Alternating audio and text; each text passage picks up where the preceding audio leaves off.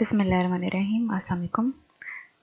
So we are continuing the chapter 1, Introduction to Fundamentals of Halal Foods. Food Safety Systems. तो food safety systems वो सब systems हैं जो ensure कराते हैं कि हम जो भी खाना कंज्यूम कर रहे हैं, जो भी प्रोसेस्ड फूड कंज्यूम कर रहे हैं किसी भी फैसिलिटी से, किसी भी फूड इंडस्ट्री से, वो कंज्यूमर्स तक सेफ और हेल्दी पहुंचे।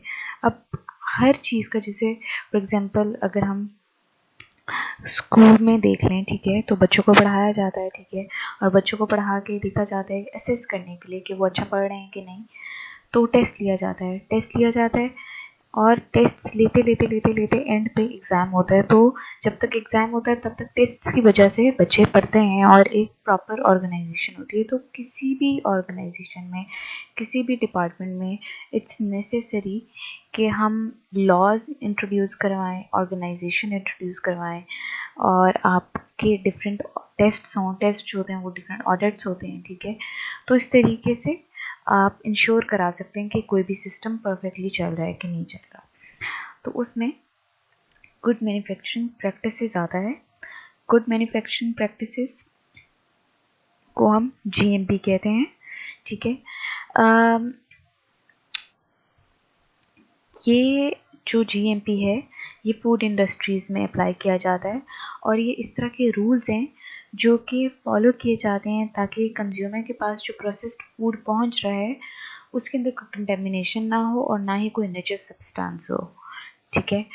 तो इसकी डेफिनेशन है, good manufacturing practice is a system for ensuring that products are consistently produced and controlled according to the quality standards, ठीक है, कि ऐसा सिस्टम है जिसमें प्रोडक्ट्स जो हैं आपकी कंसिस्टेंटली एक ही जैसे, एक ही तरह के प्रोड्यूस हो रहे हैं और उनका क्वालिटी जो है वो कंट्रोल की जा रही है। मतलब आपके प्रोडक्ट की क्वालिटी का, प्रोडक्ट का स्टैंडर्ड और उसकी क्वालिटी कंट्रोल करना इज जीएमपी.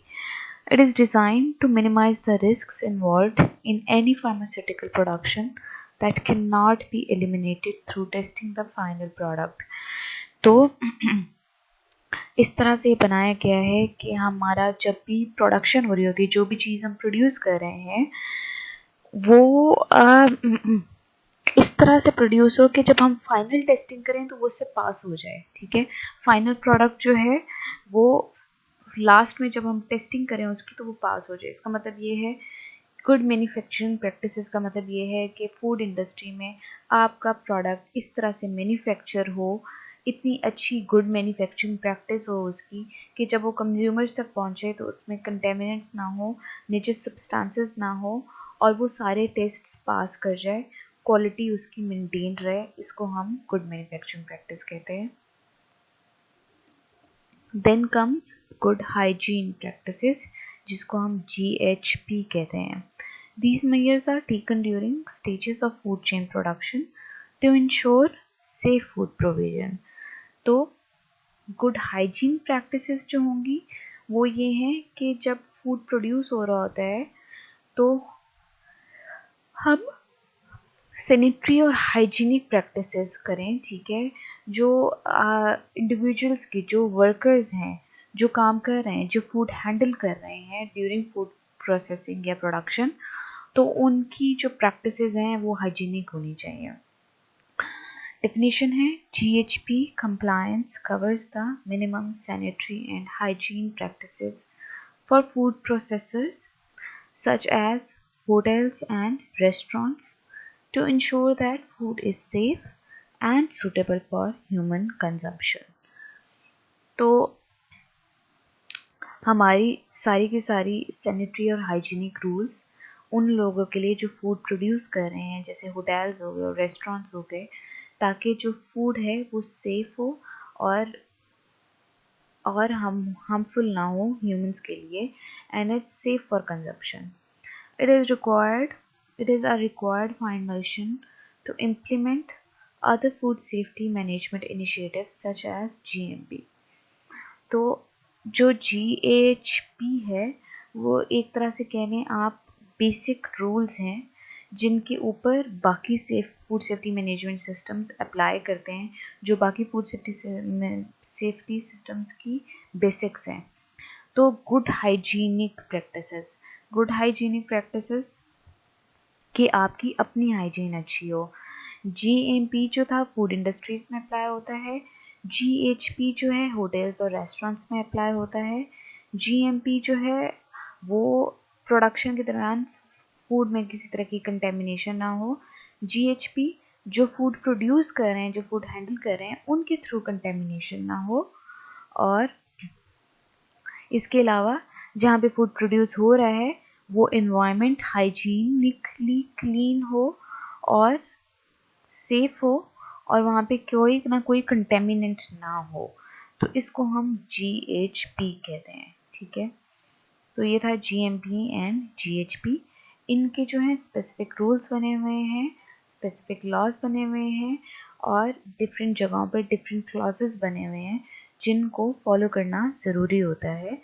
तो GHP रूल्स के हिसाब से ही जो होटल्स हैं उनके किचन्स काउंटर्स क्लीन होने चाहिए, वेजिटेबल्स और मीट के सेपरेट काउंटर्स होने चाहिए, वहाँ पे कोई पेस्ट ना हो जैसे चूहे और कॉकरोचेस, कोई डेड एनिमल ना हो, कोई मॉस्किटो या फ्लाइज ना हो वहाँ पे, और जो वर्कर्स हैं they should be clean, wearing a hair net, wearing an apron, और हाथों पे ग्लव्स। तो इस तरह की जो बेसिक चीज़ें हैं, दीज आर GHP प्रैक्टिसेस। ठीक है, अच्छा, next comes food safety.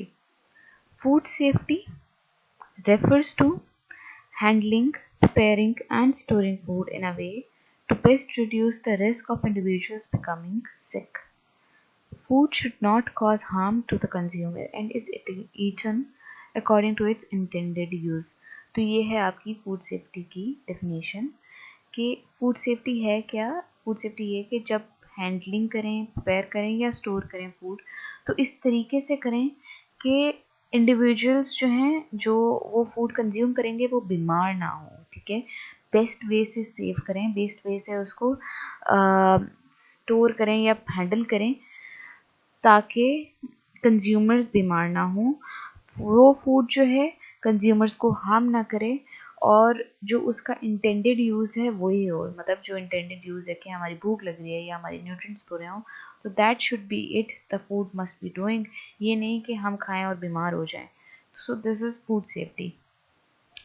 अब जो हलाल कंज्यूमर्स हैं उनके लिए हलाल food safety policy and halal management system, ये दो सिस्टम्स हैं आपके, हलाल food safety policy and halal management system, जो कि अप्लाई करते हैं फॉर हलाल प्रोडक्ट्स। ठीक है, तो हलाल फूड सेफ्टी पॉलिसी जो है उसके डिफरेंट लॉज हैं जो कि नाफिज किए जाते हैं, ताकि जितने भी ऑर्गेनाइजेशंस, जितने भी स्मॉल या लार्ज स्केल वेंडर्स या प्रोड्यूसर्स जो कि हलाल फूड प्रोड्यूस करेंगे उनके ऊपर वो अप्लाई होती हैं।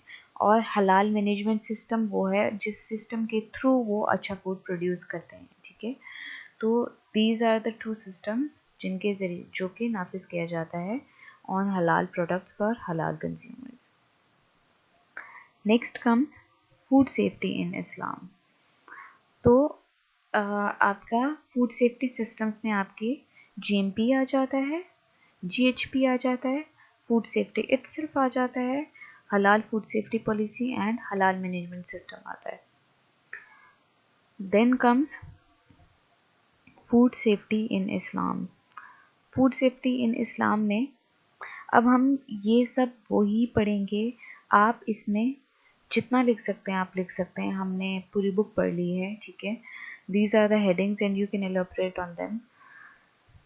तो और you can include more headings. तो फूड सेफ्टी इन इस्लाम में सबसे पहली बात ये आ जाती है कि जो आपका फूड है वो हलाल हो और तैयब हो। अब हलाल और तैयब फूड जो हैं इस्लाम में बहुत सारे हैं जो कि बताए गए हैं और जो कि हमें अलाउड हैं कि हम खा सकते हैं। तो वो फूड्स की जो सोर्सेज हैं, डिफरेंट वेजिटेबल्स हैं, एनिमल्स हैं, फ्रूट्स हैं, सी लाइफ है। ठीक है, तो हम वो ले सकते हैं। ये वो फूड्स हैं जो हमें अलाउड हैं और प्योर हैं। अब जो फूड्स जैसे कि प्लांट फूड्स जिनसे टॉक्सिसिटी हो या इंटॉक्सिकेशन हो। टॉक्सिसिटी इज़ कि आप बीमार हो गए वो खा के। इंटॉक्सिकेशन इज़ कि आप अपने होश खो बैठे, ठीक है, आप नशा चढ़ गया आपको, दैट्स इंटॉक्सिकेशन, ठीक है। तो वो अलाउड नहीं है। फिर उसके अलावा जो एनिमल्स हमें अलाउड नहीं है खाना, अगर हम उनको खा लेते हैं तो वो हमारी हेल्थ के लिए इतने अच्छे नहीं हैं। हलाल एनिमल्स जो होते हैं उनका हेल्थ रिस्क बहुत ज़्यादा कम होता है। मैं आपको एक एग्जांपल देती हूँ। एक रेस्टोरेंट है दुनिया में, एक जगह है वहाँ पे बहुत छोटे, एक स्मॉल फिंगर पिंकी साइज के ना वो ऑक्टोपस देते हैं, ठीक है। ऑक्टोपस ऑफर करते हैं अपने कंज्यूमर्स को and it's a very popular dish. तो होता क्या है कि जो वो ऑक्टोपस दे रहे होते हैं, वो ऑक्टोपस अलाइव होता है, ठीक है, और वो बहुत छोटा होता है। तो अक्सर लोग वो अलाइव ऑक्टोपस खाते हैं and it's a very good delicacy French की। तो वो उसको खाते हैं और अक्सर ऐसा होता है कि वो जो ऑक्टोपस है वो खाते हुए उनके गले को स्टिंग कर देता है, या फिर वो उनके गले में उसके टेंटिकल्स फंस जाते हैं, जिसकी वजह से the people choke and die, ठीक है। तो देखें, इट्स नॉट हलाल, ठीक है, to eat a live animal, ठीक है। और तो जो भी आपके हराम एनिमल्स हैं, अगर आप उनको खाते हैं तो there is a risk somewhere. इसी तरह से अगर आप पिग खा रहे होते हैं, स्वाइन खा रहे होते हैं, आप पोर्क मीट खाते हैं, ठीक है, तो रिसर्चेस के हिसाब से पोर्क मीट लेने से एक तो पोर्क के मसल्स में एक पैरासाइट होता है, अगर आप वो खा लें तो वो पैरासाइट आपके मसल्स में चला जाता है और and it causes severe pain, ठीक है, and it grows and lays eggs in your intestines, तो इट्स वेरी पेनफुल, ठीक है। फिर दूसरी चीज़ ये है कि जो स्वाइन है वो गंदे खाने खाता है, it's a very disgusting animal, कीचड़ में रहना पसंद करता है और गंदे खाना खाता है। अगर उसको साफ खाना दे भी दें तो it will spit on it और throw it's not on it and then it will eat that food. तो इस तरह का एनिमल का खाना खाने से रिसर्चर्स के हिसाब से यू गेट स्लोअर, ठीक है, और आपके जो हैं आपका मेटाबॉलिज्म भी ख़राब होता है, और इसके अलावा आप जो हैं आपकी अंदर खसूसियात भी पिग्स जैसी आना शुरू हो जाती हैं, ठीक है। तो इसीलिए इस्लाम एडवोकेट करता है कि हम प्योर फूड खाएं और हेल्दी फूड खाएं। तो जो हमें फूड्स अलाउड नहीं है वो हमें हमारे बेनिफिट के लिए ही अलाउड नहीं है, ठीक है। It's not, those foods are not good for our health, ठीक है। तो हलाल एनिमल्स खाने से, हलाल मीट लेने से हमारे पास लेस हेल्थ रिस्क होता है। Then comes food safety in Islam के हिसाब से, पहले तो आप हलाल फूड लें, फिर उसके बाद जो आप मीट लेंगे उसको ह्यूमेनली स्लॉटर करें। स्लॉटरिंग के स्पेसिफिक रूल्स एंड रेगुलेशंस हैं जो कि हम डिस्कस कर चुके हैं, कि स्टन करके एनिमल को स्लॉटर नहीं करना, ठीक है।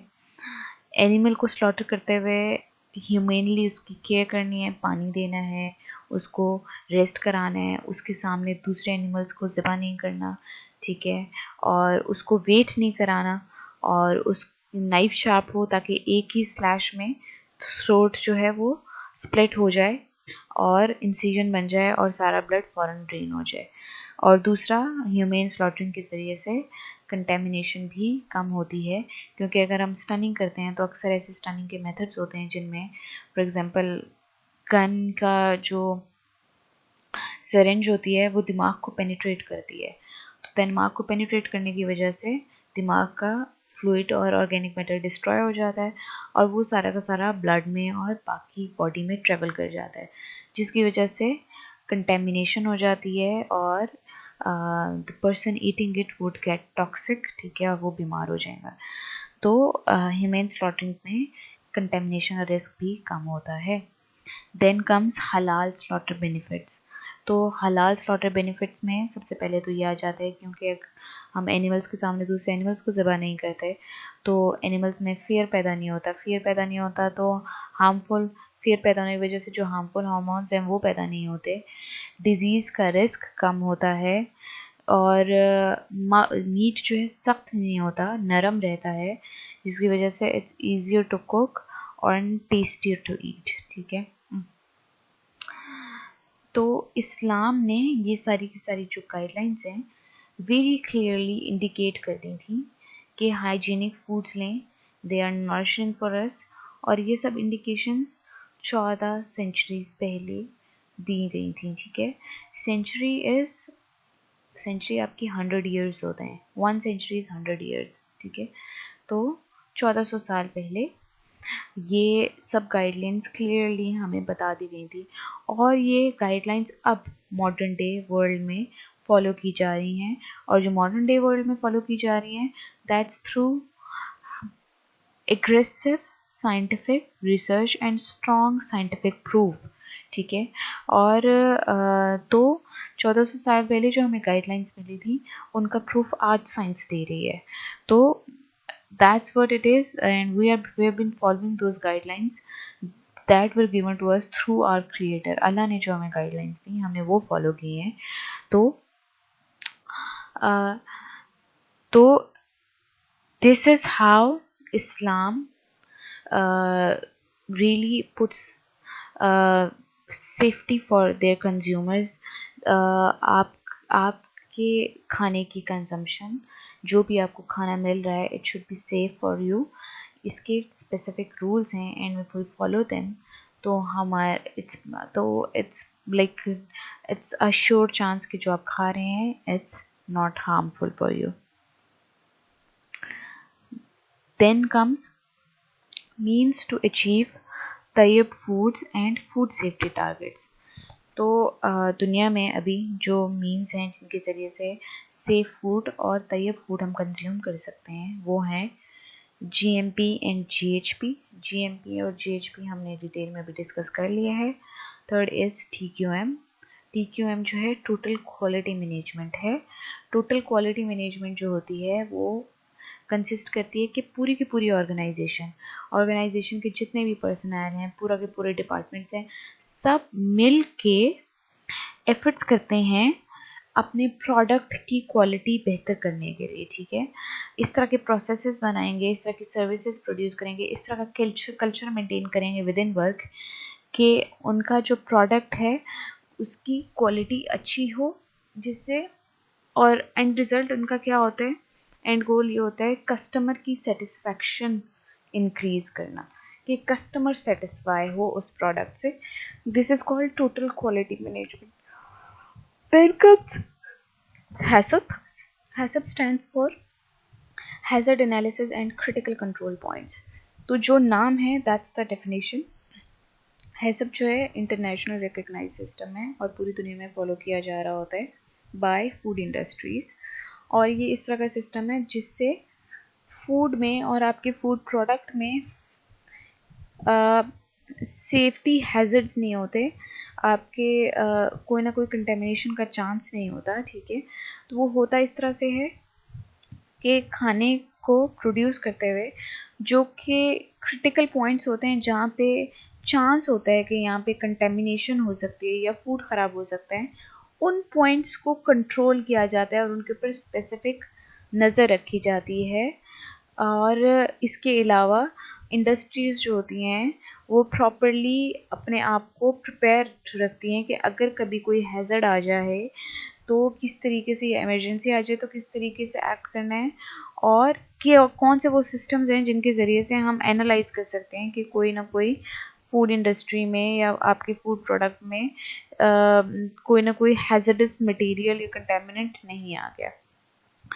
तो this is hazard analysis and critical control points. इसकी मैं एग्जांपल आपको ये दे देती हूँ। जैसे दूध है, हम जब दूध पकाते हैं, दूध हमारे पास आता है तो वो चिल्ड होना चाहिए। जैसे ही आए उसको फ़ौरन आप उबाल लें। ठीक है, और जब उबालें तो उसके बाद उसको रैपिडली ठंडा करें। ठीक है, और तो अब आपका, अगर हम टेट्रा पैक या मिल्क प्रोडक्ट्स की बात करें या मिल्क पैक की बात करें तो फिर वहाँ पे hazard analysis critical control points क्या हो गए कि जब आपने उसको उसको फ़ौरन उबालना है, ठीक है। दूसरा, आपने उसको 60 डिग्री सेल्सियस पे टेम्परेचर पे उबालना है, ठीक है, या इससे अबव पे उबालना है, ठीक है। और उसके बाद आपने उसको रैपिडली ठंडा करना है। तो ये वो पॉइंट्स हैं कि अगर हम इनको नहीं करेंगे तो दूध ख़राब हो जाएगा। तो these are the critical points, ठीक है, और इन पे कंट्रोल डाला जाता है। This is critical control point. तो एंड हैज़र्ड जो है वो ये है, hazard analysis and critical control points, जो कि इंटरनेशनली नाफिज किया गया हुआ है हर इंडस्ट्री पे। Then comes ISO, international organisation for standardisation. तो ISO जो है ये रिप्रेजेंट करती है वेरियस नेशनल स्टैंडर्ड्स, ठीक है, और प्रमोट करती है वर्ल्ड वाइड इंडस्ट्रियल और कमर्शियल स्टैंडर्ड्स को, ठीक है। तो ISO जो है वो कंपोज हुई है कि डिफरेंट नेशनल स्टैंडर्ड्स क्या हैं, और वो वर्ल्ड वाइड ही प्रमोट करती है कि हमारी हर तरफ ही इंडस्ट्रीज और कमर्शियल स्टैंडर्ड्स जो हैं वो मेंटेन्ड रहें। So this is it for today, और आपका फर्स्ट चैप्टर कंप्लीट हो जाता है। Thank you for your concentration.